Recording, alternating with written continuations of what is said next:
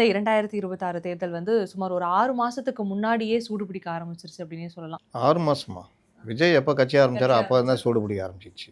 ஏன்னா, பல தேர்தல்கள்ல வந்து அது ஒவ்வொரு தேர்தலும் ஒவ்வொரு வித்தியாசமா இருக்கும். எம்ஜிஆர் கட்சி ஆரம்பிச்சு நடந்த தேர்தல்ல இடைத்தேர்தல்ல எம்ஜிஆர் ஜெயிச்சிட்டாரு 73லயே. அதனால பரபரப்பு தொற்றிக்கிச்சு. 4 முனை போட்டி 77ல.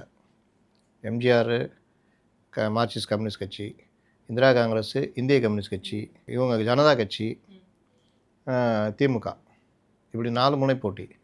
எம்ஜிஆர் ஜெயிக்க மாட்டார், சும்மா அப்படி ஏதோ வாங்குவாருன்னு பார்த்தாங்க, ஜெயிச்சிட்டாரு.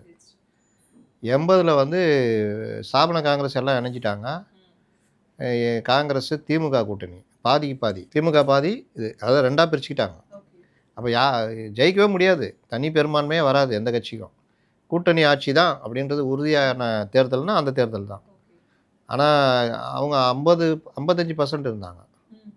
இப்போ இவங்க சொல்கிறாங்கன்னா 45% இருக்கிறோன்னு. இந்த மாதிரி பர்சன்டேஜ் வந்து என்றைக்குமே தீர்மானிக்காது. அன்றைய நிலைமை மக்கள் எப்படி பார்க்குறாங்கன்றத வச்சு ஆட்சி நவுத்தி விட்ருவாங்க.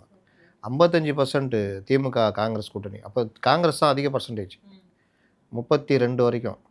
திமுக 20, 22, அதிமுக 23%. ஏன்னா 48 2ஆக பிரிஞ்சிச்சு. மீதி எல்லாம் சேர்ந்துக்கிட்டு ஒரு 25, 30க்குள்ளன்னு பார்த்தாங்க.